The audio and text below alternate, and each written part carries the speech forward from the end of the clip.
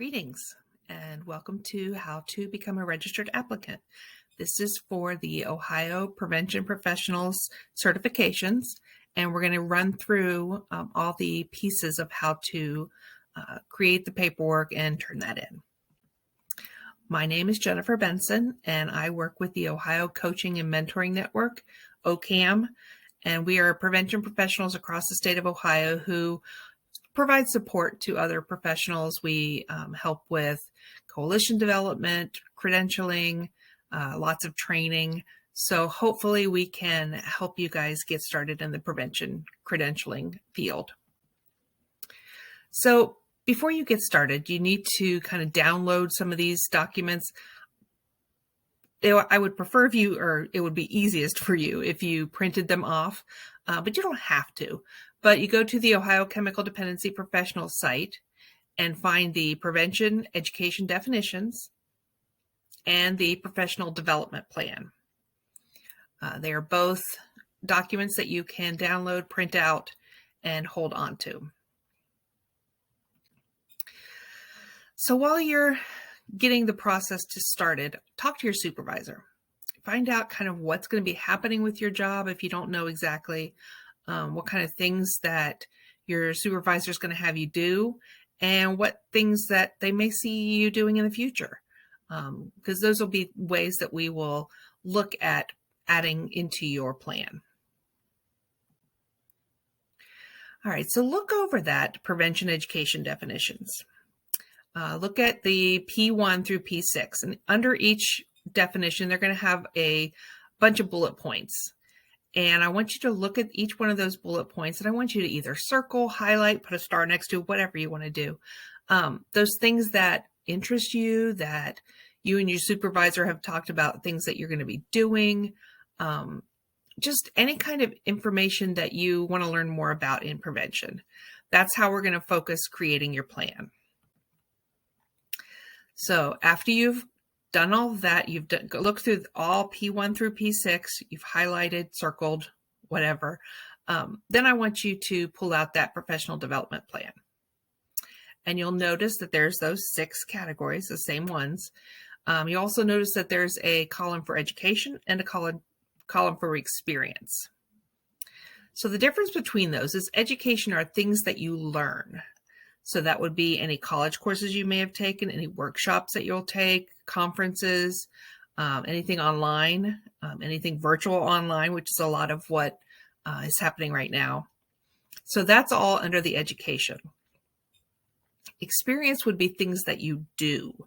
So if you are providing education to a group, if you are going to meetings, if you are leading activities, any kind of strategies that you're implementing, those would all be experiences.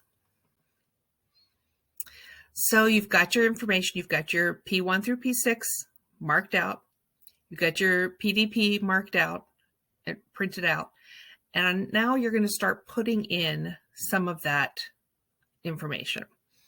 As far as education can be some stuff from the past, but experience can only be from the future. So those are things that you're going to do.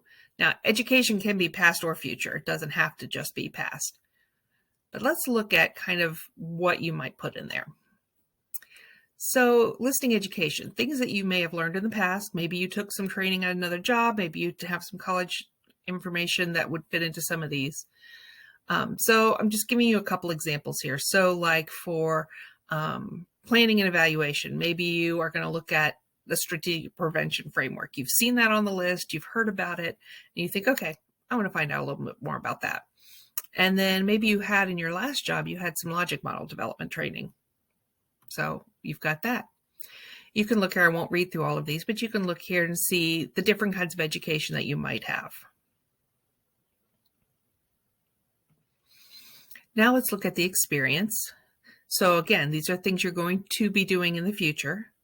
So we've got, maybe you can shadow a more experienced coworker. So you're going to go with them to a life skills training that they're doing because you know you're going to be doing that in the future. And you can, just learn some skills that way. You can look at some of these others too.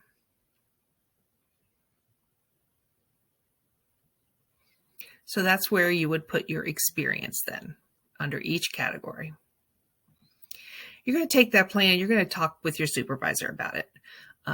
You're going to make sure that whatever it is you've put down are things that you actually can get done, because this is kind of your plan for the next couple of years for your job. Now, let me just show you kind of what it'll look like when you are ready to put it in. You'll just put 2 to 3 things. I usually tell people you don't want to put like 500 things in each one of these, just a couple. And you'll want to put in, more than one. So you can look here and see kind of what we've got on this one. And you can pause these and look if you want. So that's P1 and P2. Then we have P3 and P4.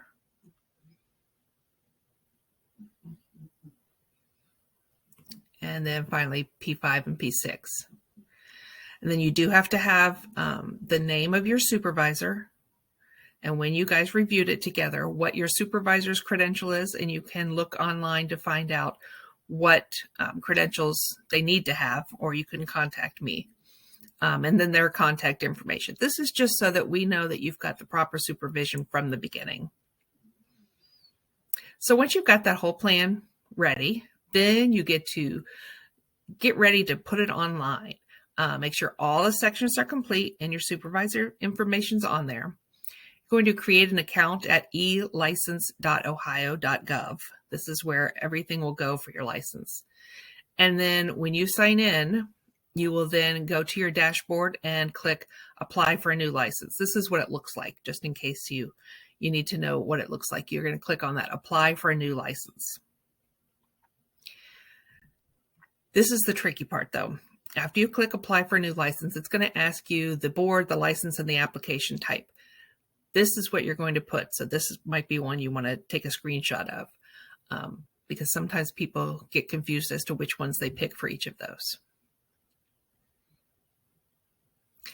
And once you pick those, it'll open up asking you several questions, like what's your address, what's your, were you ever in the military? Several questions you'll go through, kind of that basic information. And then you'll get to the point where you are prompted to upload the completed professional development plan. When you save it onto your computer, I always recommend that people save it as their last name and their first name as the title of it. Just kind of helps in case things get lost or get moved around. And then you'll upload it.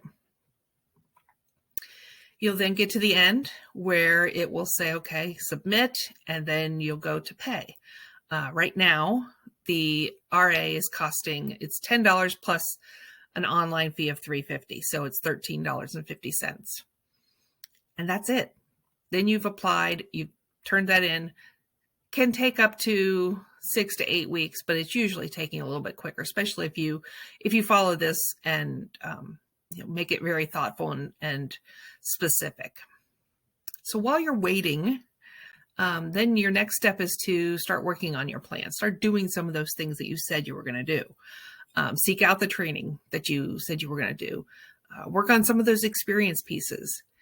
Any training you go to, please save the certificates. I have too many people say, oh, I know I went to a training, but I tossed the certificate. Please don't do that, because we'll need all those certificates to start working towards the OCPSA application. Some resources. You can get all of that professional development plan at the ocdp.ohio.gov website. Some online training options would be like eBased Academy, Health eKnowledge or healtheknowledge.org, ocamnetwork.org. I would also suggest that if you are on Facebook, to get into the Ohio Prevention Professionals group, because a lot of training gets listed there. So, those would be some really good options for free or very cheap trainings.